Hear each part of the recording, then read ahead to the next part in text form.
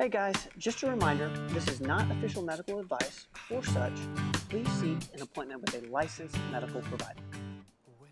Welcome back everybody to another episode of Explain This. I'm with the star of the show, Robin Riddle. Robin, I'm so excited about this topic. I'm going to let you introduce it. Introduce this topic. So today we're going to talk about creatine and the commonly overlooked uses and benefits of creatine. I love this. I told you before we hit record. I feel like creatine is like it's like hitting peak status right now. It's like it's on fire. If there's any topic that or if there's anything that can do no wrong, it feels like creatine's. It kind of hits that. Yeah, absolutely. So I'd love to hear you explain it. Well, so many people associate creatine as just being for, your weightlifters, your bodybuilders, that kind of stuff.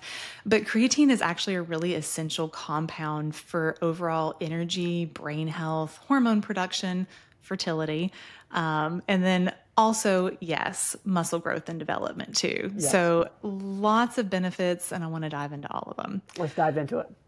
So first, what is creatine? Creatine is a compound that's made of 3 different amino acids, so arginine, glycine, and methionine. About 95% of your body's creatine is stored in muscle, and the rest of it is stored in the brain and reproductive tissues. The body mainly makes it in the liver, kidneys, and pancreas, and then it transports it out to the tissues that need it, wherever the highest energy demand is. It helps to regenerate ATP, going back to biology class or whatever. I hated that, the whole Krebs cycle ATP thing. But the body's energy helps to replenish the body's energy. Anytime I hear ATP or like the Krebs cycle, my eyes just glaze over. Shut down. Yeah. So without creatine, your cells are just basically running on low battery. Yeah. So creatine is very, very important. And your body does naturally make this. So the body makes about 1 gram of creatine per day. And then we typically get about another gram out of what we're eating, assuming you're eating the right foods. So red meat and seafood have the highest amounts of creatine that the body can use what's coming through those foods and synthesize it. So, of course, knowing that vegetarians and vegans are going to be really high risk for having suboptimal creatine levels. And then also natural production declines over age or over time with age, chronic stress, if we have any kind of liver or kidney issues, low protein intake, so we're not eating the things to provide the creatine, and then certain nutritional deficiencies. Looking back again at those cofactors we talk about, B6, B12, folate, iron, methionine. So there are ways in the body to make your own creatine, but I'm also a huge fan to just supplement and help the body out too. Out of curiosity, Robin, is there, similar to like testosterone, if you're lifting weights, does that increase the amount your body produces, or no? No, but it definitely increases the amount your body uses. Got it. Okay. So we have more demand if we're weightlifting. Got it. And that's one of the most common uses that if people think of creatine, that's the thing that everybody thinks about is you're using it for weightlifting and muscle growth. And you do definitely use it in those situations. Some people love like the post-workout pump that you get from that. Creatine helps to pull water into muscle fibers and cells. So we do get kind of that like pumped up, more vascular look when you're weightlifting with creatine in your system. It helps with actual muscle growth. So it's not just water. It actually improves recovery, improves muscle building, increases lean body mass. So muscle growth is a great reason to use creatine. And this is at all ages. Even these 50, 60, 70-year-old women need to be using creatine. It's not just for your 20-year-old men anymore. So lots of benefits. Increased strength and muscle recovery is one of them, but we're also seeing studies linking this to enhanced cognitive performance, neuroprotection, especially with aging. We get mood support, improved glucose metabolism, better insulin sensitivity, better hormone balance. So many benefits. It's actually really cool. So creatine can cross the blood-brain barrier. And in doing this, it can actually help with depression, fatigue, ADHD, anxiety, can actually improve those things. Can you, because I hear that term all the time, the blood-brain barrier, and what does that mean? It means it gets to your brain? It gets to your brain. Yeah. Yeah. So certain molecules cannot cross the blood-brain barrier, meaning they cannot get to the brain. Okay. But creatine can. And so there was one study from 2020 that looked at creatine levels and found low brain creatine levels in women with major depressive disorder. Wow. Yeah. Wow. So supplementing with something like creatine, could that turn that around? Yeah. Yeah. Wow. That's incredible. That's really cool. Yeah. And then, like I said, neuroprotection. So while we're talking about the brain, your brain really needs creatine. The brain is the second highest user of creatine in the body after muscles. So your muscles use it, and then it goes to your brain. The neurons in your brain have really high demands for ATP, so for that energy, for the neurotransmitters signaling and all of that.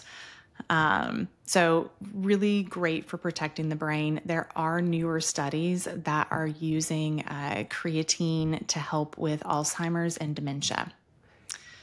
You know, I was just getting ready to ask you if you think something like creatine would be beneficial in nursing homes, Absolutely. Things of that nature. It sounds like it's a no-brainer. Yeah. So a 2022 study looked at supplementing creatine and found improved memory and reduced fatigue in older adults with cognitive decline. And then there was a 2023 study that looked at patients with Alzheimer's and Parkinson's and looked at using creatine to reduce brain inflammation, to modulate neurotransmitters, and to protect against oxidative damage in the brain. That's interesting. So really, really cool. Yes. Anyone with any kind of neuroinflammation, memory disorders, cognitive changes, mood issues, creatine is a very low risk, high reward intervention to try. So it seems like, and I've heard this, that it's kind of good for everybody. Is there how do we take it? What do we do with this? So supplementing creatine, usually done in powdered form, and you're typically going to want to use a creatine monohydrate, usually about 5 grams per day of creatine. Okay. There are some patients that will have some negative side effects with it. Rare, but I do hear some women especially, that have told me they feel like a little bit bloated. They feel like they're holding on to water weight with it. So I do hear that occasionally. If that's the case, my best advice is lower the dose. Just start lower and work up on it.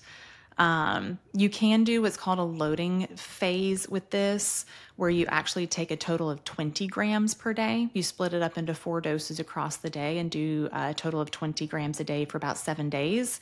And then you switch over to the maintenance, which is 5 grams daily. It's not absolutely necessary to do a loading phase, but it is an option. And who would want to do the loading phase to start off that high? I mean, really anybody can. If we're looking for the neuroprotection, if we're looking for the muscle, any of the reasons that we would want to use it, you could do the loading for it. I personally didn't. I just started with my 5 grams daily and have been on that. Okay.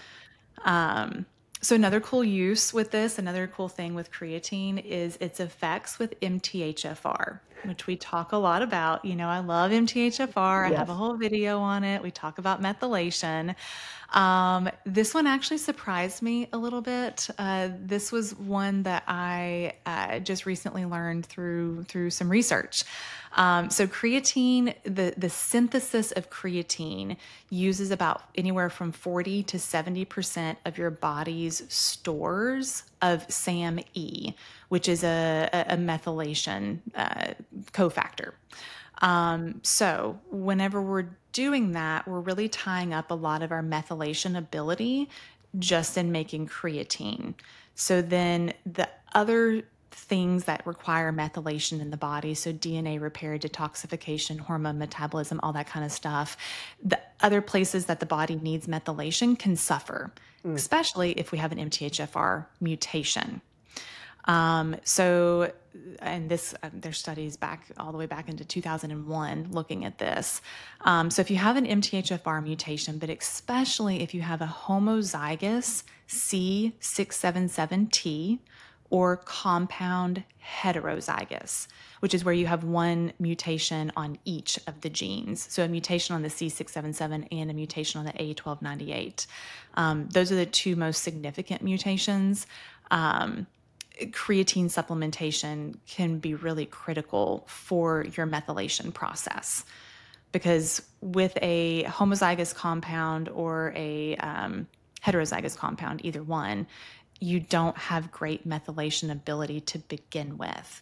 So if your body is using up to 70% of its methylation capacity just making creatine, you're going to suffer somewhere else.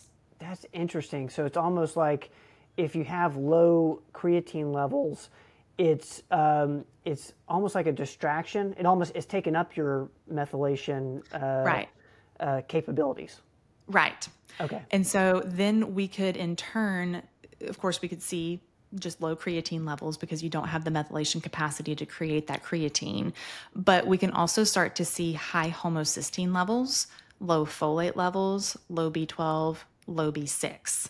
And overall just poor methylation if your body is tying everything up into the production of creatine. So, out of curiosity, I'm sorry to interrupt, Robin. No, you're fine. On the Cleveland Heart Panel, does it get that detailed with the MTHFR? So on the Cleveland Heart Panel, we do the MTHFR. We do look at homocysteine, B12, and folate. Okay. So there are some signs. Okay. Yeah. I'm with you. I'm sorry for interrupting. No, you're fine. So studies have shown that creatine supplementation will reduce the burden on your methylation pathways and then will improve those downstream markers. So on a Cleveland Heart Panel, if we see an elevated homocysteine level, we're telling you, okay, we need to work on your B12 levels, your B6 levels. We need to be supplementing maybe with some SAMe or TMG. But one of the things that we also need to be supplementing with is going to be creatine. And if you supplement that creatine and you're giving your body what it needs, it can refocus the methylation capacity where it needs to. Interesting. Yeah. That's really interesting. All from creatine. Yeah, all from creatine. And so creatine, like I said, it can support the detoxification methylation. It can actually even help with glutathione production, which is our master antioxidant. So yeah, like I said, oftentimes we're focusing more on the folate and the B vitamins. We should really also be focusing on our creatine intake. That's so. It seems like there's just, again, I'm going to be like, everyone on the internet. There's like no reason not to take creatine. I know. And it's for men and for women. Yes. So for men, basic things, again, creatine can increase muscle mass. It can help with testosterone metabolism. From the fertility side of things, it helps sperm motility. We get better exercise recovery. For women, we get mood regulation, so actually less PMS during a menstrual cycle, cognitive protection during perimenopause. I love it. I live in a big neighborhood where everybody walks, and I can always tell the women who have been studying about perimenopause because I see them out walking with like their weighted vests on and everything. And I'm like, please tell me you're on creatine because it's needed. It's needed. That's a great time to be taking it. we need to set up like a lemonade stand in your neighborhood with creatine. Yes. It's like, yes, absolutely. Here's your 5 milligrams. It's your scoop for the day. It helps to maintain lean muscle mass for women through aging. And maintaining muscle is so difficult through menopause. So adding that creatine in really does help with that. And women in general tend to have lower baseline creatine stores. So really we could benefit from it even more than men necessarily. Interesting. Now, I know you're really big into protein intake. When I think of muscle building, when I think of, menopause and osteoporosis, and I think of protein, I don't necessarily think of creatine. Creatine's not in place of, supplementing with protein or making sure you get No. your... Okay. Do them both together. Okay. Yeah. That's super interesting. And then, of course, I always have to throw in my little plug with fertility. So creatine is really important for fertility health as well. So creatine is going to support sperm motility. It's going to improve sperm morphology, and it helps with DNA integrity. So if we have a high DNA fragmentation index, creatine can help. Interesting. It basically improves the energy, the mitochondrial energy and function in sperm cells. For women, it improves the mitochondrial function in the eggs. So this is critical to have enough energy for embryo development. Wow. It also can have some function to buffer oxidative stress on the ovaries, so maintaining better egg quality. And it can actually help with implantation of an embryo by enhancing the endometrial energy. That's wild. Yeah. So there are studies using creatine throughout pregnancy. It does enhance pregnancy outcomes and embryo quality in both animal and in human studies. So one of your patients gets pregnant, you're telling them to continue on with creatine? Mm-hmm. Okay. Mm-hmm. Okay. Yeah, it can be continued. Okay. So age-wise, I do have some patients ask me about supplementing creatine for their adolescents. Just because we don't do pediatrics, I don't necessarily offer opinions on that often, but there are studies using creatine in adolescents. There's been studies using it for muscular dystrophy, neurological disorders, things like that. Generally considered safe in healthy adults when used at the 3 to 5 grams per day. So again, the 20-gram loading can be done for up to a week, but after that, 5 grams a day is typically the maximum dosing. Okay. Like I said, some people do experience some bloating, sometimes a little bit of GI upset. Typically, lower your dose, split your dose across the day. Make sure that you're using, you can use a micronized creatine to lessen those effects as well. No evidence of any liver or kidney damage in healthy adults. Now, what I absolutely do see in a lot of patients actually is an increase in creatinine levels, because those do correlate. And so I know some providers will see high creatinine and freak out and send people to, see a nephrologist because something's wrong with your kidneys. And all that's happening is you're taking creatine and weightlifting. And so it can increase creatinine. And that's not a bad thing when it comes with creatine and lifting weights. Right. Yeah. Okay. So when I see that in patients, I'm going to ask them, if I see an elevated creatinine, first thing I ask, are you lifting weights? Are you taking creatine? 9 times out of 10, the answer is yes. Now I'm going to encourage them to increase their water intake, make sure we're really flushing everything well through the kidneys. But when I know that they're supplementing with it and I know that they're weightlifting, I'm not super concerned about that elevated creatinine level. Out of curiosity, when you're in with patients, you mentioned creatine as something that could be helpful.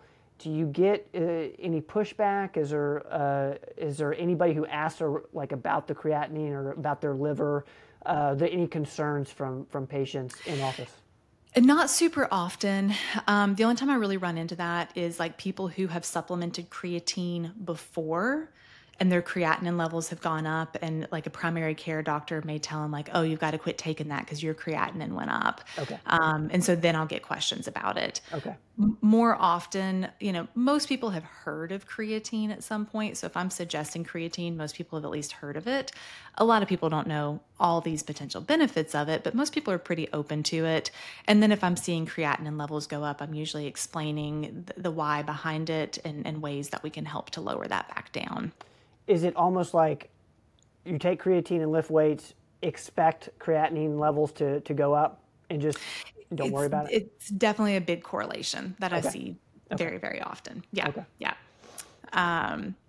So again, dosing up to 5 grams per day, creatine monohydrate. Don't do any of the blends and different brands and all that. Stick with the basics, creatine monohydrate. It's actually better absorbed if you take it with carbohydrates. So after a meal, post-workout, something like that. So taken with some carbs, it will absorb a little bit better. But consistency of taking it every single day is more important than the time that you take it. Okay. Okay. So if it doesn't work in your schedule to take it post-meal, take it when you'll reliably take it. And you can take it on an empty stomach. You can. Okay. You can. Yeah. Okay. Might not absorb quite as well, but again, it's going to absorb better when you're taking it versus when you're forgetting to take it. So.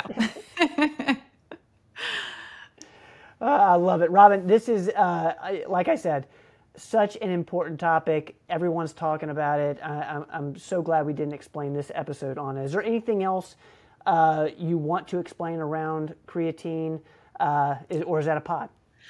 Well, just put it on your radar. Everybody should consider it. Everybody should look into it a bit. Definitely something to have on your list of supplements to at least consider getting started on, because it's got so many fantastic uses. It's again, there's just so many reasons to to at least consider it. Absolutely. Well, Robin, thank you so much for the time today. You explained creatine for us, so thank you so much. Absolutely. Guys, you name it, we explain it. As always, we'll see you next time. Don't go away.